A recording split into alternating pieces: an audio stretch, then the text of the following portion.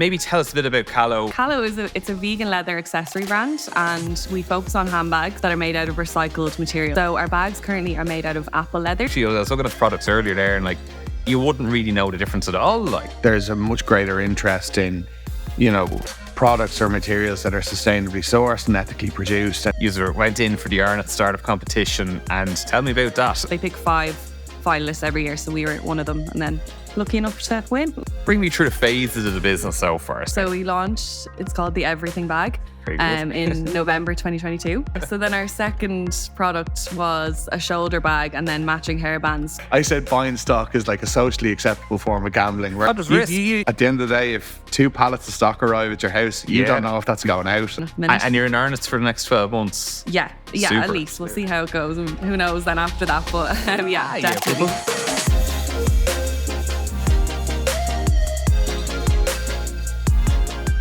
Hello and welcome along to this month's episode of the Startup Accountant Podcast. This month we're lucky to have Kalo Bag founders Kate and Michael. Welcome along, guys. Hello, and John, thanks for having us. Thanks for coming down. It's a pleasure. What we might kick off is maybe tell us a bit about Kalo, where it came up with and what's happened with it. Brilliant. Yeah, so Kalo it's a vegan leather accessory brand, and we focus on handbags that are made out of recycled materials. So we really try our best to be as sustainable as possible in the materials that we use. So our bags currently are made out of apple leather. So it's actually made from apple waste from the juice industry. And they take all the cores and the peels and they ground it down to a powder and then transform it into this really nice leather-like material. And it's really similar to real leather if you feel it. It has a lovely kind of texture and it's really durable and easy to kind of keep clean. So that's kind of why we chose the apple leather. But it kind of came from, I've always loved fashion and beauty and been into that kind of thing. And I'm vegetarian as well. I've been vegetarian for over 10 years. And I just thought it didn't have to just be limited to what I eat. I should kind of look for alternatives in leather and that kind of thing as well. So as I was looking into that, I just noticed there wasn't a lot of options in alternative leather sort of space, especially something that was sustainable. A lot of vegan leather or vegan leather can be just plastic, just complete virgin plastic that will never break down. It's actually really bad for the environment. And then on the other end of the spectrum, it's really expensive, Stella McCartney, that's €1,000, that's a lot out of a lot of people's budget. So I just saw a gap in the market there for something that was more affordable and also sustainable at the same time. That's brilliant. It's such a good point as well, because the fast fashion is there. People see lovely leather or pleather, and it's actually really just plastic, and it just won't break down. Yeah. But at least you have a product there that or even just reinventing the whole industry to be this whole new product. And I was looking at the products earlier there, and you wouldn't really know the difference at all. No, they're incredible, and the apple leather in particular, it has such a similar feel and durability to what you might think kind of traditional leather is. Yeah, and it lasts just as long as well. Yeah, absolutely. Oh, wow. That's something people might worry about, that you'll only have it for a year and it'll kind of fall apart. But it's actually it's very long lasting and durable. So yeah, it's a good option. Super. So that was, you guys started out, and then most recently in the press, you went in for the Arnott startup competition, and tell me about that. How was the whirlwind? It was unbelievable. So yeah, the Arnott's run a competition every year called Pitch. Obviously this year is Pitch 23. And it's an opportunity or an initiative to showcase Irish startups, and some incredible brands have been involved in years gone by. So when we saw it, we just saw this as an amazing opportunity to be in not only probably, the main goal we had in terms of, working with a retailer, but to get in, to such a big institution around Christmas time and try and, show our product, but also maybe educate customers on better buying habits. And as we touched on, moving away from maybe fast fashion alternatives. So we applied, and it was May last year. I think we were a day before they closed for the deadline. Very good. It was, do you know Anya Kennedy from Smooth company? Yeah. She told us about it, and we were oh, never heard of that. Wasn't really that bothered, kind of, and then when I went home and looked it up, I was okay, no, we need to go for this. And definitely, yeah. We applied by making just a 1-minute video, just talking about the brand just really quickly. And then the second stage was a pitch in front of judges, which was very scary. It was literally like Dragon's Den. It was a panel of judges, and then they had our products all kind of like nicely laid out. And yeah, we did that. And then the final stage then was that we were told we were finalists. Yeah, so they pick 5 finalists every year. So we were one of them, and then lucky enough to win. And like, I know it sounds like a very long process there. It started in April, which is like nearly a year ago now. But like, to get into Arnott's at Christmas, like, it's so hard for startups, especially in fashion. It's so competitive. Yeah, but for you guys to get in there to like a premium retailer in the city centre, like, that's absolutely amazing. Like, so couldn't ask for more. It sounds like an amazing competition to go out and get involved in it. And you guys won it. Yeah, we did. Congratulations. Thank you very much. Thank you. It was we put a lot of work into it. So, you know, we wanted to like go through the process and not say, oh, I regretted not doing. We just wanted to put everything into it. And if we didn't win, then, you know, we couldn't regret anything. So we were in there like nearly every day and just like chatting to people. And we really enjoyed it as well. Like, it didn't feel like work, or, you know, we wanted to be in there and like spread the word about the brand and everything. So yeah, it was an amazing experience. And I'd say it was probably great, like, because I've seen so much about the bags online, with like Instagram and that, and like, but actually to be out in front of the customers and like hearing what they think of it or explaining it to them, like, the value you put in the product with that is like massive. Yeah, you get the real time like reactions. You know, when you say it's apple leather, they're like, what? Like, that really kind of draws people in, and it's cool to see like the real reaction in person. So it changes the conversation as well, because for a product like ours, or for a brand like ours, we incorporate sustainability and recycled materials. There's a huge education piece, because these are materials that people are seeing for the first time. The amount of time someone will pick up one of our bags and they'll literally smell it to see, to see if it smells like apple. I actually want to smell it. It does. Okay. Sorry to spoil it. No, but like, it is amazing. You know, you can sell something online, and obviously like the way you market it and brand it will take you so far, but to get in front of customers and to be able to really have that conversation with them where they can understand the benefits of the materials we're using. You know, see it in person and see the quality of it as well. You know, there's only so much a picture or a video can do. So yeah, that's it. Because maybe some people might hear, oh, it's a vegan bag or something. Going, oh, it's going to fall apart. Yeah, exactly. Like, our biodegradable, great. Yeah. But when they actually like pick it up and go, oh God, this actually feels like the real deal. 100%. You know, I think it was one of the things you said earlier when we were chatting, like, you know, it's great to be the all-round vegan or all-round vegetarian now, that like, you know, you're a bit of a hypocrite if you probably are not eating meat, but yet you have leather seats in your car, like, or a leather couch at home. So at least now it's probably broken that trend, which is great. You can fully support it. Yeah, like, it's just about trying your best, really, and like,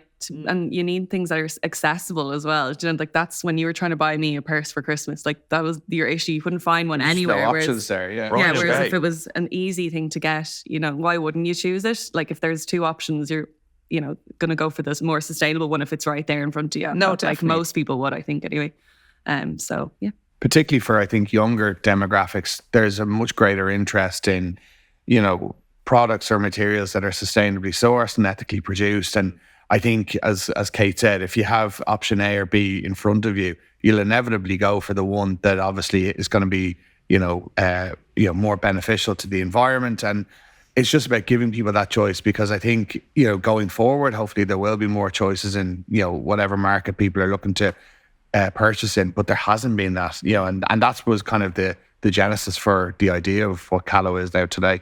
Brilliant. Yeah, look, it just sounds absolutely amazing. So just bring me through the phases of the business so far. So you launched the first bag. Yes. And that is the square one, is it? Yeah. Okay. So we launched, it's called the Everything Bag in November 2022.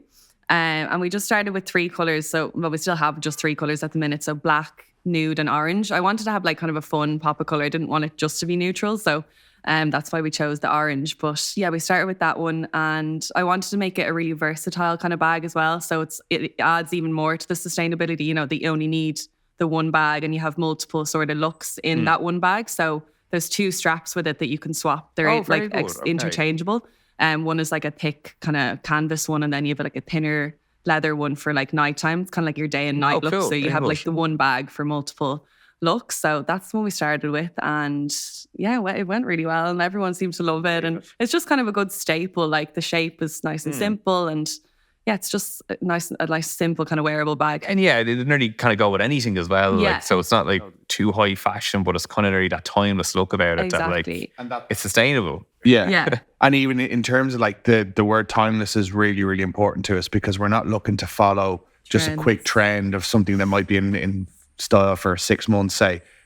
the bags that we produce will last you, years if you look after them, and they'll be they'll still fit kind of trends and be a nice statement piece, regardless of kind of what comes in passing trends. So it's really important to us that we have bags that will last years. Super, yeah. And it's hairbands now as well. Yeah, so then our second product was a shoulder bag and then matching hairbands, because even though we're predominantly a handbag company, I kind of wanted to branch out into other types of accessories as well. And, I have other ideas for different types of accessories we can do down the line. So, I just thought hairbands was a nice little upsell. They're €20. So it's kind of, when you're buying a bag, you might as well have a nice little matching hairband to go with it and complete your look. If it's done to match it, as you said, complete the look, that's so important. It's just a simple way to kind of, complete your look. Super. And so what advice would you give to people that are trying to set up their own fashion business at the moment, or a fashion startup at the moment? I think what we found, we had a very unique experience because we started our developing our brand over COVID. Okay. So we had that kind of, I suppose, time where everything was moving slow, and just over FaceTime we could discuss it, and we could maybe we built our first prototype with a cardboard box, cereal box, the cereal. But we had a time period where just nothing was really happening. But as a result, looking back, I think what you do need to do is, if you're interested in starting, particularly a fashion brand, you just need to start slowly. You need to just get ideas onto paper. You need to discuss it with somebody else. If you can build a prototype, even with a cereal box, that'll allow you to visualize what it is you're trying to create. And just time after time, you'll just find you make progress as you go. I don't think there was any eureka moment where we realized we had this brand that we were going to be able to develop. It was just exactly this slow process where you just let the creative process kind of unfold itself naturally. Very good. And it was probably nice having that bit of comfort as well, that you guys weren't under pressure to right, completely want to bring this to market, have to make money. You're kind of doing it, and if you had got to a point and it wasn't going to be a runner, okay, well, at least you went on that journey. So I suppose that's probably key to it as well, which is amazing. That's it. Yeah, it was kind of risk-free for us because we both had careers that were totally independent to this. And even as a result, we had two skill sets that were quite different but complementary in terms of setting the business up. So I think, as you said, if you just kind of, as you're working, kind of in whatever your career is, just in the background, give it a couple of hours a week, you make a lot more progress a lot quicker than you think. Yeah, and there's so many of our clients that they start off as a side hustle, they're working away 9 to 5, and it's the evenings they're putting in those couple hours, and after a while, it just turns into something that's earning more money than their job, and it's we have to go at this now and live your dream, which is amazing. That all those late nights, Friday, Saturdays, whatever they are, not going out and sacrificing or saving money to invest in it and knockbacks, they all pay off then when it is up and running and your own boss. So that's amazing, guys. What does the future look now for Kalo? Yes, we have a few new designs in the works, just in the sampling stage at the minute. But I definitely want to do some really fun colors for spring, just because I think we are a fun kind of urban Pinteresty brand, So I want to stick to that sort of idea and just have some really, really fun kind of pops of color for spring and summer. And then maybe for winter, go back into more neutrals and those kind of nice dark winter colors. And then maybe as well, as I was saying, branch into different types of accessories, whether it's scarves or I don't know yet, but I kind of like the idea of bags being our main thing and then having other little accessories to kind of go with the bags. So that's the plan at the minute. And you're in earnest for the next 12 months? Yeah, Super. At least. We'll see how it goes. And who knows then after that. But definitely. But even just as a brand building and to be there, it's such an experience. Completely. It's absolutely amazing. And even in terms of what's next for us, I think this year will be very much a year of leveling up for us. So getting to this point is very much, the business has been run out of a bedroom, whereas, if we can kind of scale up now and even working with Arness, get in front of a lot more customers and kind of be selling at a much higher volume, it'll allow us to operate, just on a bigger basis where we can release more products more regularly. Absolutely. I always love that pure Steve Jobs at home. Jeff Bezos at home with the Amazon sign and cardboard. And it's just you always just think that's where you start. Everyone and starts somewhere. It's what you guys are doing. Ashamedly, I took a picture of or I got Kate to take a picture of me with a stack of boxes. during the kind of Christmas rush, and I thought, this is my Jeff Bezos Yeah, moment. can't wait to post Yeah, this. I made it. In 20 years' time, everyone's going to look at that picture in the bedroom. Yeah. Very good. It's important to like take note totally. of those steps though, and like we record everything just to like be able to look back and you kind of remind yourself of how far you've come, because sometimes it's hard to, or sometimes you forget that like where you came from and the whole process of it. So I just record everything. And especially like when you are working for yourself with your own business, like there's no one over you to tell you, here, that's great, well done, take the day off or go out, enjoy a nice meal on the business or whatever it is. Like you don't get that. So you do have to, it's all about working hard, but you have to play hard then as well. Absolutely. And like just take the foot off the pedal sometimes and maybe take a step back once a month or once a quarter and say, do you know what, we're doing a good job here. Like, and because there's enough people on probably with problems the whole time. Yeah. Whereas at least then you think, right, well, look at the positive things. And like sometimes you're taking that step back as well, you see gaps that you hadn't seen. Like, 100%, so, it's been a big learning exercise for us as well, because like when we got through the Christmas rush this year, the two of us were sick for about 3 weeks, and it was just like, are you recovered now? yeah, we're fine now. We're fine. Just no, about. but it was complete utter burnout, because just you're absolutely right. When you're working for yourself, there's no one telling you to go home. There's no one telling you to close the laptop. Turn off. I'm really bad for it. Like I'll be like nearly midnight. I'll be like, did you send that email? And like, did you do this?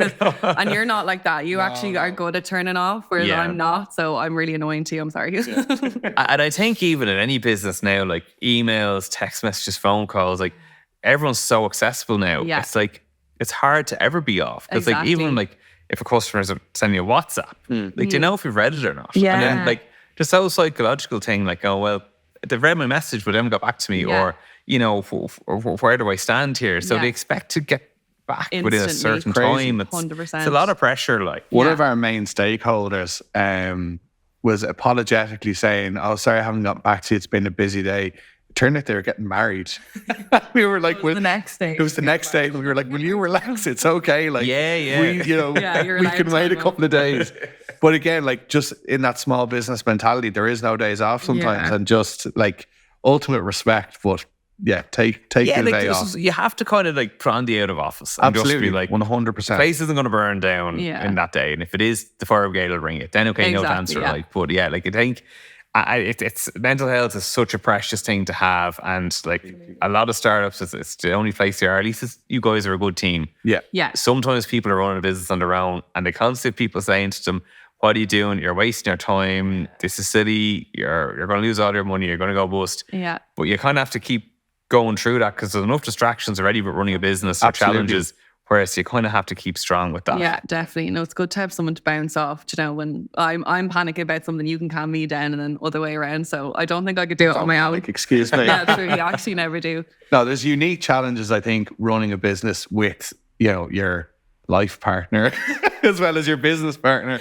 But like it is, like it's fun, and it's, I think once you can kind of give each other a break and you respect each other, you know, it's okay. But yeah, you absolutely need to strike a balance between being able to like step away from work as well. I get too excited about things as well. So if I have an idea, I need to do it like right now. Whereas like you're like, oh, just do it tomorrow. Like, so, but it's good to have both. I know, absolutely. And at least you can kind of like, you guys are both invested in this business. Yeah. So you're not going to say, oh yeah, this is great. Because sometimes, especially with fashion, people go, oh, that looks lovely. Yeah. And then they go, oh, geez. Yeah, exactly. So at least you can both kind of sound that out together. Yeah, definitely. I suppose finance is such a key part of this business. Like, ordering stock is taking a risk. So you need to probably pay for that up front or within a certain number of days. It gets delivered, you store it.